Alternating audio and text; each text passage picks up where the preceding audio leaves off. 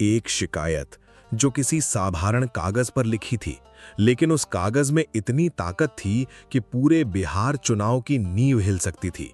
ये कहानी है 2025 की। बिहार विधानसभा चुनाव का माहौल था। करोड़ों वोटर अपने मताधिकार का इस्तेमाल करने की तैयारी में थे, लेकिन पर्दे के पीछे कुछ ऐसा हो रहा था जो न कैमरे ने देखा, न अखबार ने छापा। पहले बात करते हैं उस दुनिया की जो इस बार पहली बार चुनाव के मैदान में उतरी थी। 2025 का बिहार चुनाव भारत के राजनीतिक इतिहास में एक नया अध्याय था। इस बार पार्टियों ने सिर्फ रैलियां नहीं की, सिर्फ पोस्टर नहीं लगाए। इस बार उन्होंने बनाए डिजिटल वॉर रूम। सोचिए एक पल के लिए, एक बंद कमरे में दर्जनों स्क्रीन जल रही हैं। हर स्क्रीन पर डेटा बह रहा है। कौन सा वोटर किस मुद्दे पर संवेदनशील है, किस गांव में कौन सी भावना हावी है, किस विधानसभा क्षेत्र में सोशल मीडिया पर कौन सी खबर वायरल हो रही है। ये सब रियल टाइम में ट्रैक हो रहा था। AI algorithm, micro targeting, deep fake detection tools और वोटर सेंटिमेंट एनालिसिस।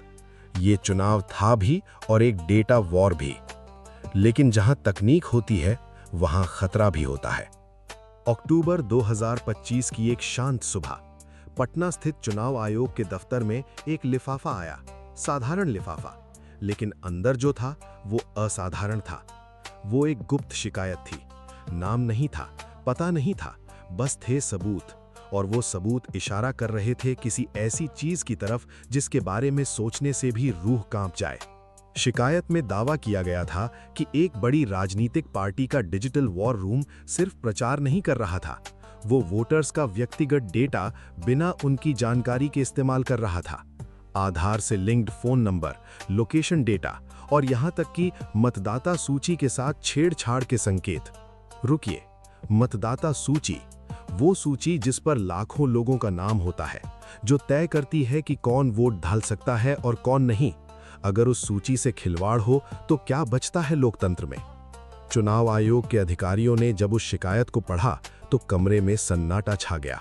जांच शुरू हुई, चुपके से, बिना किसी प्रेस रिलीज के। साइबर एक्सपर्ट्स बुलाए गए, डिजिटल फॉरेंसिक टीमें लगाई गईं और तब परत दर परत सच सामने आने लगा। जांच में पता चला कि कुछ प्राइवेट डेटा एनालिटिक्स फर्म्स जो इन डिजिटल वॉर रूम्स को चला रही थीं, उन्होंने एक थर्ड पार्टी एप्लीकेशन के जरिए वोटर्स का व्यवहार ट्रैक किया था। यह एप्लीकेशन एक सरकारी सेवा का नकली रूप था। लोगों ने उसे डाउनलोड किया, अपनी जानकारी भरी और वो डेटा सीधे पहुंच गया एक राजनीतिक रणनीतिकार के सर्वर पर। यह कोई विज्ञान कथा नहीं थी, ये बिहार की जमीन पर हो रहा था। लेकिन कहानी यहां खत्म नहीं होती। जब जांच और गहरी हुई तो सामने आया कि वो शिकायत लिखने वाला खुद उसी सिस्टम का हिस्सा था। किसी वॉर रूम के भीतर काम करने वाला एक युवा डेटा एनालिस्ट, जिसने एक रात जब स्क्रीन पर डेटा देखा तो उसके हाथ कांप गए। उसे समझ आया कि वो जो काम कर रहा है वो सिर्फ चुनाव जीतने की रणनीति नहीं है, वो लाखों लोगों के भरोसे के साथ धोखा है। उसने नाम नहीं दिया, पता नहीं दिया, बस सच लिखा और एक लिफाफे में बंद कर दिया। एक आम आदमी का असाधारण साहस। अब सवाल ये उठता है, और ये सवाल सिर्फ बिहार का नहीं, पूरे भारत का है। जब तकनीक इतनी ताकतवर हो जाए कि वो लोकतंत्र की बुनियाद को ही चुनौती दे, तो हम क्या करें? क्या हमारे चुनाव आयोग के पास उतने ही उन्नत हथियार हैं जितने इन डिजिटल वॉर रूम्स के पास हैं? क्या हमारे डेटा संरक्षण कानून इतने मजबूत हैं? क्या एक आम वोटर को पता है कि उसका डेटा कहां जा रहा है?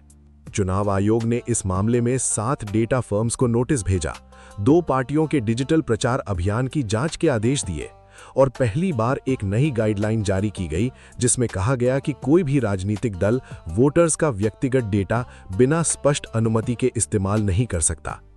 ये जीत थी, एक छोटी लेकिन जरूरी जीत। लेकिन ये लड़ाई अभी खत्म नहीं हुई, क्योंकि 2025 का बिहार सिर्फ एक चुनाव नहीं था, वो एक आईना था। उस भविष्य का आईना जहां हर चुनाव में ऐसे डिजिटल वॉर रूम्स होंगे, जहां एआई और डेटा वोट से ज्यादा ताकतवर हो सकते हैं, जहां सबसे बड़ा हथियार होगा जानकारी। और तब एक ही चीज हमें बचा सकती है, जागरूकता, आपकी जागरूकता। अगली बार जब आप कोई सरकारी सेवा का ऐप डाउनलोड करें, रुकिए, जांचिए, सोचिए, आपका एक वोट कीमती है, आपका डेटा उससे भी ज्यादा। लोकतंत्र कागज पर नहीं जीता जाता, वो हर उस इंसान के साहस से जीतता है जो अंधेरे में भी सच का लिफाफा बंद करके सही जगह पहुंचा देता है।